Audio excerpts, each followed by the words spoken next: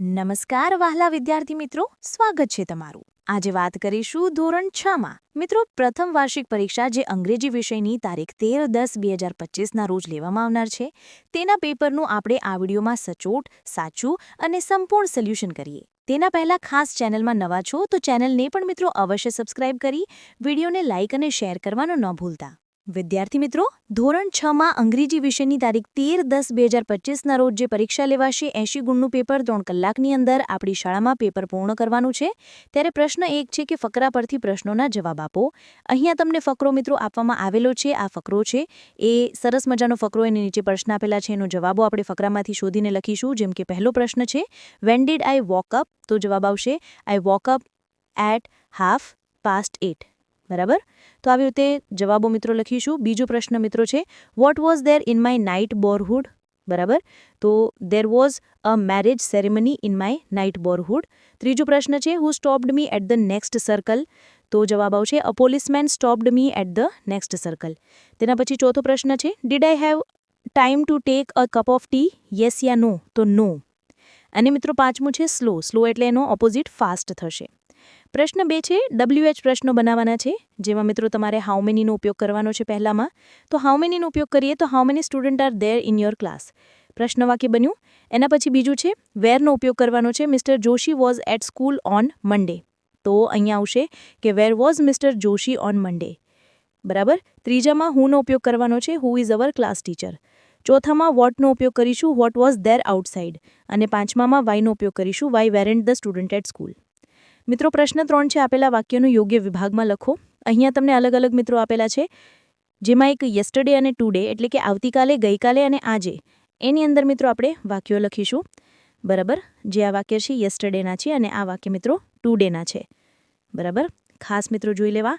પ્રશ્ન 4માં આપેલા વિકલ્પોનો ઘટનાક્રમ ગોઠવીએ. તો મિત્રો પહેલું વાક્ય છે, પછી એ બીજું વાક્ય, ત્રીજું વાક્ય છે, ચોથું અને પાંચમું.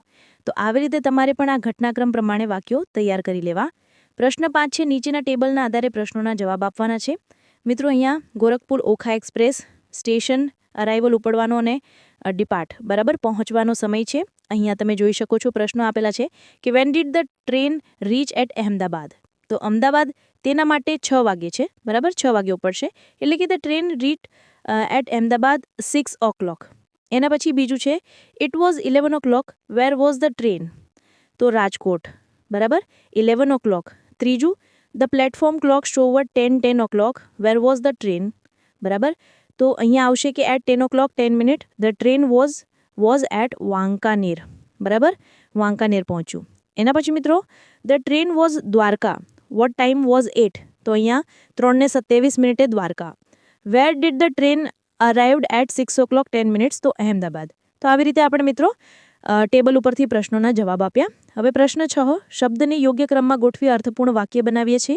અહીં મિત્રો આડાવળું વાક્ય અને આપણે અર્થપૂર્ણ વાક્ય બનાવીએ તો ધેર વોઝ એન એલિફન્ટ. બીજું વાક્ય બનશે હી હેડ અ ફ્રેન્ડ. ત્રીજું વાક્ય છે the Montu walk to river. ચોથું વાક્ય છે હિઝ નેમ વોઝ છોટુ. અને પાંચમું વાક્ય બનશે છોટુ શૌટેડ અગેન. એના પછી પ્રશ્ન 7માં મિત્રો શબ્દકોશના ક્રમમાં ગોઠવીએ તો ABCDના ક્રમ પ્રમાણે પહેલો હશે ક્રોપ, ડિકોઇટ્સ, ફોરેસ્ટ, ઓર્નામેન્ટ્સ અને ટુ નાઇટ. પ્રશ્ન મિત્રો 8માં સંવાદ પૂર્ણ કરવાનો છે. અહીંયા સંવાદ આપેલા છે સરપંચ અને વિલેજર્સ વચ્ચે. બરાબર? તો એના પણ મિત્રો યોગ્ય રીતે સંવાદ છે, આવી રીતે તમારે પૂર્ણ કરવાના રહેશે. પ્રશ્ન 9માં ઘડિયાળમાં આપેલ સમયને અંગ્રેજીમાં લખો. તો મિત્રો અહીંયા 9:30 વાગ્યા છે, તો એને ઇટ ઇઝ 9:30. 3 વાગ્યા છે તો ઇટ ઇઝ 3 o'clock.